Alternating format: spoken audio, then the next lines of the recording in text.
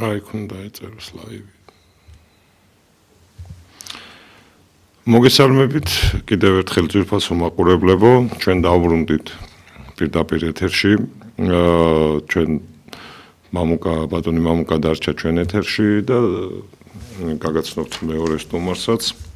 დავით პიპია, გახლავთ მსახიობი, იურისტი, ხმაერისა და გზახსნისა თანადამფუძნებელი, პოლიტიკოსი. სანამ მოკლედ სტუმრებთან გადავალ, კიდევ ერთი რაღაც უნდა გითხრათ ძვირფასო მაყურებლებო. 2 დღის უკან მომიწია ხორცის მაღაზიაში შესვლა, იშვიათად ხდება ხოლმე ეს ჩვენი ჯიბიდან გამომდინარე. და რა ვიცი 33 ლარი რომ მითხრეს ხორცი, ცოტა არ იყოს კი არ შევწფუნდი მართლა სადავართ. დიახ, 1 კილო ხორცი 33 ლარი. იქვე გამახსენდა, აი თურმე რისთვის მოუმატებიათ პარლამენტარებს და ჩინოვნიკებს ხელფასები, იმიტომ გაიხადეს 15-ები, 14-ები, პენსიონერები ხო დაავიწყდათ და თან ერთ საძაგელ რაღაცაც გააკეთეს, რაღაც მოძრაობის სამსახური დაარსეს და ამ პატივცემულ ხალხს ღერძულა ხასად აყენებენ. იცით ხო ღერძულა ხაზი რაც არის და აგერ სადგურის მოედანზე ღერძულა ხაზის ფუნქციას ასრულებენ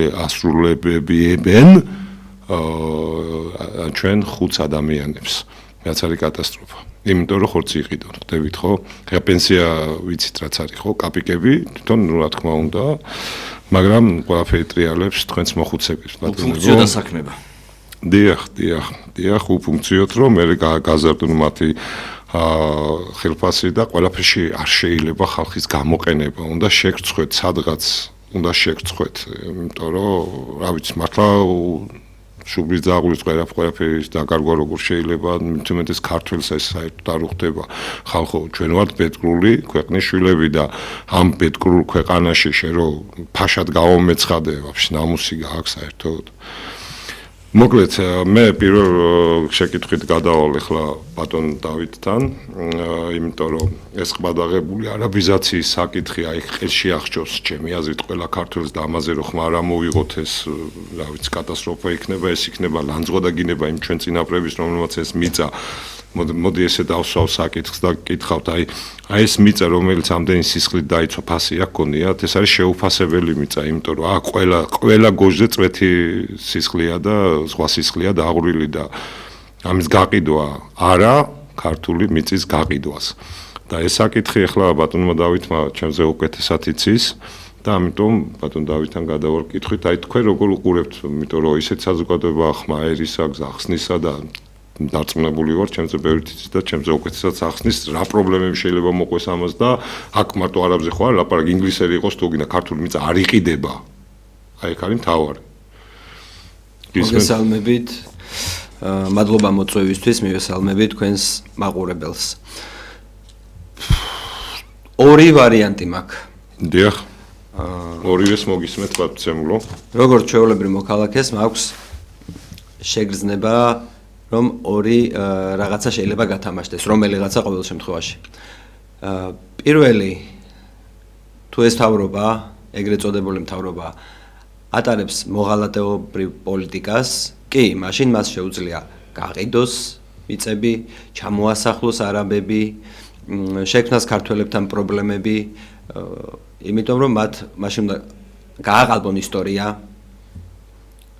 დაივიწყონ სისხლი, დაღვრილი, ყოველი წვეთი, ჩვენ ვიცით იქ სამასი არაგველი, კრწანისის ბრძოლა, ერეკლე მეფე, რომელსაც ასე აპიარებენ თავიანთვის, თორე ერეკლე მეფეს არ ჭირდება მათი პიარი, უბრალოდ იყენებენ ფარად. მაშინ შეუძლია გაყიდო. თუ ეს ვარიანტია. ლევან გოთუას აქ პატარა მოთხრობა მეგონი ყველა ქართველს აქ იქ ლომთითაზე, რომელიც წლის თავზე მიდის სამიო შვილი რო კწანისე დატოვა. კი. აქ არის ნახეთ როგორი პრობლემა და რატო არ მჯერა ამ მთავრობის. ესე იგი, როდესაც შეგიძლია ესე თამამად მილიონობით კვადრატული მეტრი მიყიდო არაბებს, იმიტომ რომ თითქოს ქართული ბიუჯეტი, რაღაცა ეკონომიკა წინ წავა, ეს არის სრულიად დიდი ტყუილი და გეტყვით რატომ. მე დაახლოებით 7 წერილი მაქვს შეგზავნილი პრემიერ-მინისტრებთან. როცა იყო ეს კვირიკაშვილთან იყო პირველი, ღარიბაშვილის დროს მაქვს შეგზავნილი, კობახიძის დროსაც შევაგზავნე. კიდევ ვიღაცები გამომჩეილება ხტაძის დროსაც მოკლედ როგორც კი იცვლებოდა პრემიერ-მინისტრი შემქონდა წერილი ეს იყო ფერეიდნელი ქართველების მიერ გამოტანებული წერილი სადაც იყო 1000 ხელმოწერა და ითხოვდნენ რას ჩვენ მოგვეცა დღეს დაბრუნების საშუალება შეიცვალა დრო და ჩვენ შეგვიძლია საქართველოში დავბრუნდეთ 400 წლის მერე და თხოვდნენ რას ერთადერთი ისე წერა რა ქვია წერილში შინაარსის რომ გთხოვთ სადმე გამოგვიყოთ მიწა რომელსაც ჩვენ თვითონ ვიყიდით ანუ საჩუქრადაც კი არ თხოვდნენ მთავრობას თხოვდნენ რომ გამოგვიყავით ჩვენ ვიყიდით და კომპაქტურად დავსახლდებით ეს იყო დაახლოებით 1000 ოჯახი რომელსაც სურვილი ჰქონდა ჩამოსვლის ნოლი რეაქცია ყველა გითხება თამდე ბინადრობის უფლებასაც ხო ითხოვდნენ რა თქმა უნდა ხო ეს უკვე სრულიად სხვა პრობლემა შეიქმნა. ნახეთ როგორია. ჯერ ეს წარმოდგენაც კი არ ქონდათ, მაშინ კიდე ასე თუ ისე იძლეოდნენ. ეს დაახლოებით 4-5 წელია პრობლემა დაიწყო თორე. მაშინ რასაც ითხოვდნენ თავიდან იყო, რომ მიწა გვაყიდინეთ. ჩვენ ვიყიდით. ქართულ ეკონომიკასაც გავზრდით. როგორი მუშა ხალხია, როგორი პატრიოტი ხალხია, ქართული ენა შენარჩუნებული აქვს და მაშინ ქონდათ პრობლემა რომ მიწა მოვყიდეთ. მაგრამ ამაზე ნოლი რეაქცია არ ვიცოდი რა პასუხი. მე ჩამომქონდა ყველა წერილი ფერეიდიდან. ბატონო დავით და რა პასუხი ქონდათ? ანუ ნოლი რეაქცია. არც ერთ წერილზე არ მომცვლია პასუხი. ან განხილვაშია, ან ამის გამო უარი, ან ფიქრობთ, ან კომისია შექმნათ, არაფერი. ამის შემდეგ უკვე ეგ მოთხოვნას დაივიწყეს ფერეიდნელებმა, იმიტომ რომ შეიქმნა უკვე სრულიად ახალი პრობლემა, მიწის ყიდვა კი არა 45 დღეზე მეტის გაჩერების უფლებას არ აძლევენ საქართველოში. არ აძლევენ ბინადრობის უფლებას, არ აძლევენ თანამემამულეობის სტატუსაც აღარ აძლევენ უკვე, ქართველს ეუბნებიან არახარო ქართველი, ვერ ამტკიცებს ის ქართველობას, მე რა ვიცი იქნებ. იქ რას ეუბნებიან ბატონო დავით? ირანში პასუხობენ, ხო, მაგ ცალკე პრობლემები აქვთ, ესე იგი, ქართველები მეუბნებიან, რომ ირანში ბურჯებს მეძახიან, ქართველები ხართ და საქართველოში ჩამოვდივარ და თათრები ხართ, წადით. აი ეს არის, აი ეს პოლიტიკა. ეს ერთი ვარიანტი რაც მაქვს, რომ ფიქრობ არაბიზაციაზე, აი ამას, რომ უბრალოდ აქ ხდება რა? არ აინტერესებთ ისტორია, წარსული, ესენი არიან ფულზე გაყიდული ხალხი, ფულის გამო ყველაფერს გადრულობენ.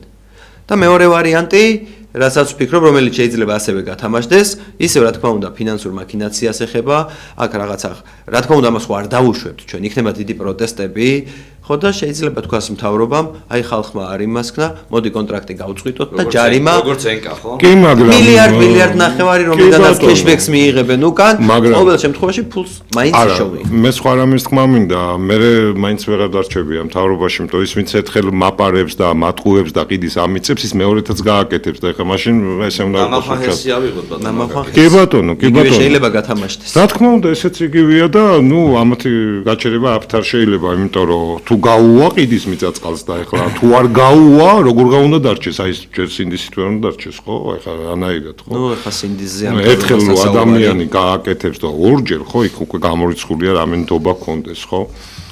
რამე სხვა არ დაამატებთ ამ არაბიზაციის თემას? ერთ დავამატებ, რომ არ არსებობს შანსი არ არის. ამაზე მეტი რა უნდა დავკარგოთ?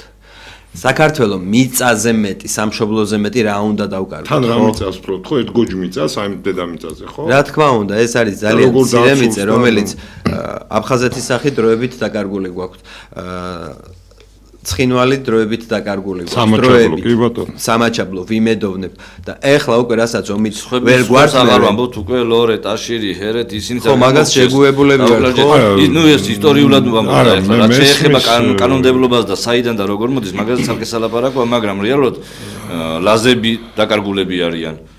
და სხვადასხვა მხარე დაიკარგა. ხო, ერთი იმას ვდებ მე პირადად, ჩემ თავთან პირობას, ჩემ თავთან არავისთან არ ვდებ, რომ შევაკლავ თავს, ყველა ღონეს ვიხმარ, ყველა ხერხს ვიხმარ, რომ არ მოხდეს მიწის გასხვისა. რა თქმა უნდა, ეს ყველა ქართველის მე მგონი ის არის და მე კიდევ ერთხელ ვთხოვს უყველას, ვინც გვიყურებს, ხალხო, ნუ გახდებით ამ მიწაწყლის გაყიდვის სპეცოპერაციის თანამონაწილეები. მე ამას გთხოვთ და 28-ში არის შვიცარიის ეთესეუსთან დიდი მიტინგი, ხოლო 30-ში 4 საათზე არის რუსთაველის ძეგლთან, ზუსტად აი მაგ საკითხზე მიტინგი არ გაყიდოთ საქართველოს მიწა და მე კიდევ ერთხელ გთხოვთ, რომ აი მწინაპრებს ღმერთო მაპატიე და მართლა შემოაფურთხებინებთ ჩვენთვის რა ცეთ პატივი რა ჩვენ წინაპრებს და დავიცვათ ჩვენი მიწა წყალი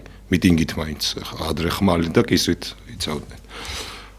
მე ხლა ბატონ მამუკასთან გადავალ მეორე დიდ პრობლემაზე მინდა გაუსვა ხაზი ეს არის რაც იკადრეს და მილიონ ადამიანს ხმის უფლება წაართვეს. ეს ჩვენი ემიგრანტები გახლავთ. ყველამ კარგად ვიცით, ეს ბავშვმაც კი იცის, ჩვენი საზოგადოება რითი იკვებება. ყველა ახალგაზრდა მიცის, ან დედა ყავს, ან დეიდა ყავს, ან ბიძა ყავს და ყველა წასულია და იმიტომ არის ზუსტად წასული, რომ აქ მართლაც 33 ლარი ღირს ხორცი და 600 ლარია საშუალო ხელფასი და 400 ლარია პენსია. აი ზუსტად მაგიტომ, რომ ყველა თავის ჯიბისთვის რო არის მხოლოდ თავრობა და თავის ჯიბის გასქელებისთვის, მითომაც წავიდნენ და აი ბატონი მამუკა იყო ერთ დროს ემიგრანტი, ცხოვრობდა ესპანეთში და ძალიან კარგად იცის იქაური ქართველების მდგომარეობა და რა დაკარგა და რა ანტიკონსტიტუციური და ანტიქართული და რა ანტიეროვნული არის და რა თქმა უნდა ეს გადაწყვეტილება და დანარჩენს ბატონი მამუკა გვეთქვის. თქვენ როგორ თვლით ბატონო მამუკა? ეს მოკლედ ბატონო აკაკი. რას ნიშნავს საერთოდ ეს რომ ემიგრანტებს უგზალავენ არჩევნებში მონაწილეობის მიღებას? გეტყვით ახლავე. რეალურად ემიგრანტებს ისედაც აკრძალული ჰქონდათ მონაწილეობის მიღება. უბრალოდ ამას ვერ ვათვითნობიერებდით. და რატომ? როდესაც მსოფლიოს მასშტაბით 45 საარჩევნო უბანი გვექნება და მაქსიმალური დათვლებით რაც არ უნდა დავითვალოთ და წუთში ერთი ადამიანი რო გვიანგარიშა წინა არჩევნებზეც მივიდოდა მაქსიმალურად 67500 ადამიანი. რეალურად მივიდა 34500-მდე. აქედან 500 ადამიანმა ქართულ ოცნებას მისცა ხმა. იმ 500-ის თავში რა ტრიალებს წარმოდგენაც არ მაქვს საერთოდ. მაგრამ დავანებოთ მაგათ თავი. პროცენტულად რო დაგვეყო, ეს უნდა განაწილებულიყო 17 პარტიაზე. 34000 ხმა განაწილდა, ესე იგი 5 ოპოზიციურ ცოტა მზარდ პარტიაზე, დიდ პარტიაზე, ხოლო დანარჩენი კიდე სხვებზე, ხო? მაქსიმალური შედეგი რა გამოიწვია? რაღაცა პროცენტ ნახევარი შეიძლება ყოფილიყო სხვაობა. ანუ რეალურ შედეგს ვერ დებდა ეს ყველაფერი. მე ესე ვიტყვი, რომ შეიძლება უკეთესიც კი დარჩეს. თვითონ ემიგრაციის გამოსაფხიზლებადაც კი. იმიტომ რომ ძალიან ჩავიკარგეთ ჩვენ ერი. ემიგრანტებმა მთავარია ფული გამოაგზავნონ, ესე ფიქრობდნენ, საქართველოში რამე შეიცვალოს და კარგი გაკეთდეს და საკუთარი ოჯახები ოდნავ უკეთეს პირობებში აცხოვრონ, ხოლო აქ ვინ ცხოვრობდა, გადავიდა იმაზე, რომ მთავარია მშვიდობა იყოს. მთავარია იყოს მშვიდობა და გურიაში თქვენ ქვაზე არ დარჩენილაო. ხო, თქვენი სიტყვების არ იყოს ილიას რო უპასუხა ელდღუნიამ, ცარიელი მშვიდობა მიწაშიც გვეყოფის. ანუ დიახაც ეგრე არის. ჩვენ თუ არ ვიფიქრებთ, რა მოაქვს იმ მშვიდობას, მაშინ რანაირი მშვიდობა? მოდი ახლა ავიღოთ კობახიძის განცხადება, აი ამ კონკრეტულ არაბიზაციასთან დაკავშირებით და გადავარ, მივუერთებ მაგ ყველაფერს. რა პრობლემაა აქ 8000-მა ოჯახმა უნდა იყიდოს, თუნდაც ის 60% რო ავიღოთო არაბიზაციის ამბავში რო ატეხეს ერთი ამბავიო 60000 ბინა გაიყიდაო სხვა უცხოელზეო და მათ შორის რუსებზე ძირითადად. და დემოგრაფიული პრობლემა არ შექმნილა ქვეყანაშიო. ანუ ჩვენ ვხედავთ დაცარიელებულ სკოლებს, ბავშვები აღარ შედიან სკოლებში, სოფელში აღარ ფუნქციონირებს არაფერი, რაც უნდა იყოს, სამშობიაროები აღარ არის რაიონებში. კასპის რაიონში სამშობიარო არ არის მაგალითად, და ნუ არა მარტო კასპში კიდევ, მაგალითად მოიყვანე ეს. სწორედ კასპის რაიონში 3 სოფელია გაყიდული არაბებზე უკვე. და კობახიძე გამოდის და დემოგრაფიული პრობლემა არა აქვს ქვეყანასო. ანუ თუ რომელიმე ქართველი დღეს მე მეტყვის, რომ საქართველოს დემოგრაფიული პრობლემა არ უდგას და ჩვენ ეს პრობლემა არ აქვს, საერთოდ დავანებებთ საქმეს, ამ საქმეს თავს. და ჩვენ თვითონ წავალთ ემიგრაციაში. თუ რომელიმე ქართველი დამისაბუთებს ამ ყველაფერს და ჩვენ მატება გვაქვს სიკვდილიანობასთან მიმართებაში, მაგრამ არ იქნება მასა და ვერავინ ვერ მოხვალთ და ვერავინ ვერ მეტყვით, რომ კი ეს პირიქით, რავი, არანაირი მათემატიკური დათვლა არ არსებობს მაგის, არანაირი. ეს ადამიანი პირდაპირ ადამიანებს დღეს ელაპარაკება და ატყუებს, ხვალ ელაპარაკება და ატყუებს, ზეგ დაელაპარაკება და კიდე მოატყუებს. ანუ გაიგოთ უნდა ქართველებო, რომ კობახიძე არის მატყუარა პრემიერ-მინისტრი. როგორც ბიძინა ივანიშვილი არის მატყუარა ოლიგარქი, რომელიც ღუპავთ თქვენ და ღუპავს საქართველოს. ემიგრანტებმა რა უნდა გააკეთოს? ემიგრანტებმა უნდა გამოფხიზდეთ უფრო მეტად, როდესაც წინა საარჩევნოდ მოგიწოდებდით და გეუბნებოდით, რომ მეტი ხმა ამოიღეთ და მიხვედით დღეს აი ამ დრომდე და სწორედაც რომ გითხარით, რომ არ შეიძლება მიყუჩებული ყოფნა, არ შეიძლება რომ ვიძახოთ, რომ თავარია იქ ყველაფერი ისე იყოს, როგორც არის და ბანკის ვალების ხდაში ამოგვხდეს სულიო, არ შეიძლება. ვიცი რომ ყველას გვაქვს ბანკის ვალი, ვიცით რომ ყველას გვაზის ეს რაღაცა მარწუხები, მაგრამ თუ ჩვენ ერთად არ დავდგებით და თუ ჩვენ ხმას არ ამოვიღებთ, შეგვჭამენ, გაგვანადგურებენ და გაგვაქრობენ. ამიტომაც ყველას ჭირდება მეტი ხმის ამოღება და მეტი რეაქცია. ასე რომ აი ერთიანობა რაში უნდა ვიპოვოთ, მაგას რა თქმა უნდა გეგმა ჭირდება და ამ გეგმა ზომიერად წარმოგიდგენ კანონიერი ხელისუფლება. დავამატებ თუ შეიძლება. კი ბატონო, აი რაღაც ცოტა ავღელდი მაპატიეთ, მაგრამ ძალიან ზღვარს გაცდა ყველა და ყველაფერი. კი ბატონო, ემიგრანტებისთვის ხმის დაკარგვის თემა არის, ჩემი აზრით, კონსტიტუციასაც ეწინააღმდეგება და ორგანულ კანონში ბატონო დავით, აი პატრას ჩავამატებ, მე ხა სამართლწოდნეო რა იგეთქვით. სპეციალური უბანი როგორ იქნება, ხო? რაღაც შემთხვევები აი საჯარისო არის იქ თუ ადამიანი ავადმყოფობს და არის როცა არის 1500-ზე გათვლილი, ხო, უბანი, მაგრამ თუ დასახლება შორს არის 50 კაციანი, იქ სპეციალური უბანი უნდა გაიხსნას, იმიტომ რომ შორს არის მიუვალია და რაღაცა და ეხლა წარმოიდგინე კანონი გეუბნება, რომ აქვე საქართველოში თუ რაღაც 50-20 ოჯახი ცხოვრობს, იქ ახლოს უნდა გახსნა უბანი და ამერიკაში და ავსტრალიაში რო არის, იქ ეუნები ჩამოდიო. ხო ხვდებით რა აბსურდად, ეს არის აბსოლუტური და აბსურდი, ეს არის ნუ როგორ თქვი რა, ტვინ ნაღრძობი ხალხის თავის ჯიბისთვის და დიქტატურისთვის მხოლოდ გალესილი ხალხის გადაწყვეტილება, მეტი არაფერი. აი ბატონო დავით, ეხლა მე არ შემოგვიგოთ ეს არ მეთქვა. კი. ირაკლი კობახიძე, რომელიც დღეს გადაქცეულია არაბული დასახლების მშენებლობის PR მენეჯერად და რომელიც დღეს გვიპიარებს რა მაგარი საცხოვრებელი კორპუსები აშენდება, ამავე დროს გვეუბნება რომ კეთილინებეთ 4 წელიწადში ერთხელ ჩამოდით და ხმა მიეცით. ირაკლი კობახიძეს ვეკითხები, როგორ ჩამოვიდეს თუნდაც ხმაერისა გზახსნისას ლიდერი კანონიერი ხელისუფლების წარმომადგენელი გიორგი კუხალეიშვილი, რომელსაც სისხლის სამართლის საქმე აღუძარით თითიდან გამოწოვილი მიზეზებით და გააქციეთ ქვეყნიდან, რომელიც რო ჩამოვიდეს, რო დაიჯერთ. როგორ ჩამოვიდეს დედაჩემი, რომელსაც აქედან შეუქმნით პირობები, რომ გაქცეულიყო ქვეყნიდან, იმიტომ რომ თავისი კუთვნილი ფული არ მიეცით, რეზიდენციიდან ასაღები ფული არ მიეცით და აქ რო თავშესაფარი იშოვოს, ეს არის ავლაბრის პრეზიდენტის რეზიდენცია, რომლის თანხაც არ მიეცით, ქუჩაში დარჩენილი ქალი შეუქმნით სიტუაცია, რომ წავიდეს გერმანიაში, მუშაობს, რომელსაც საბუთები არ აქვს და იმით იხდის განვადებით ნაყიდ ერთოთახიანი ბინის ფულს და ეს ჩამოვიდეს 4 წელიწადში ერთხელ, რომელიც უკან ვერ დაბრუნდება, იმიტომ რომ საბუთები არ აქვს ხო წესრიგში. როგორ ჩამოვიდეს ის 100,000-ობით ქართველი, რომელიც ვიღაც ბებიებს სულიან, მუშაობენ, ქუჩაში ვერ გადიან, რომ პოლიციამ არ გააჩეროს უსაბუთობის გამო და ეს ადგეს, უნდა ჩამოვიდეს, ხმა მისცეს და უკან ვერ დაბრუნდეს, ხო? აქ რას პირდებით მე რო ჩამოვიდნენ და გაჩერდებიან ეს ქართველები? რას ეუბნებით, რითი არჩენთ, რომელი ქარხნები შექმენით, სამუშაო ადგილები გადაგდით, 20 წლიანი მომატებული პენსიით იცხოვრონ, თუ თქვენ შემოგხედოთ ნაირ-ნაირი ჯიპებით რო დადიან თქვენი შვილები და ბიუჯეტის ფულით ემსახურებიან მათ გადაფრენებს, თუ როგორ ჩამოვიდეს გიორგი წეღარო ახსენე კუხალეიშვილი, რომელსაც სისხლის გამო აეროპორტშივე დაიჭერთ და თქვენ ყოფილ პრემიერს, რომელსაც სახლში მილიონები უპოვეთ, ისევ ხალხის მიერ მოპარული ფულის გირავნობით რო არის გამოსული და ესე დაპარპაშებენ გარეთ, აი ესე ჩამოვიდეს ქართველები, ამათ უყუროთ? აგვიხსენით როგორ უნდა ჩამოვიდნენ, იმის მაგივრად რომ აძლიერებდეთ, უბანზე ხსნიდეთ, იქ ანახებდეთ რომ ხალხო ხმა მიეცი და თქვენი დაიცავით თქვენი კონსტიტუციური უფლება ხმის მიცემის, ამას სართმევთ, ეს მარტო ხმის სართმევა კი არ არის, აი ზუსტად ეს არის ქართველობას გართმევენ და სამარცხვინო, დიახ ქართველობასაც სართმევთ, მიწას უყიდით, დედაუტირეთ, მეტი რა უნდა გაუკეთოთ, ამაზე უარესი რაღა უნდა გაუკეთოთ, მართლა ერთ დღეს რომ ჩამოვლენ ყველანი და კომბალს ხელში აიღებენ და მოგადგებიან და გაგდევნიან, ესეც ყველაზე კარგო არიანში, აი მე ვნახოთ როგორ იჭიკჭიკებთ ჩელიაბინსკებიდან, გვანგჟოუდან და იმედან რა ქვია, კიდე აზიური ქალაქებიდან, იმიტომ რომ ევროპაში და ამერიკაში თქვენ აღარ წაგესულებათ. ის არ დაგვაუწყდეს პროპაგანდისტი რო არის ის რუსი დუგინი დუგინიც კი უკვე ქართველებს მოღალატეებად. წარმოიდგინეთ, საქართველოს მოღალატეს ეძახის ემიგრანტ ქართველს.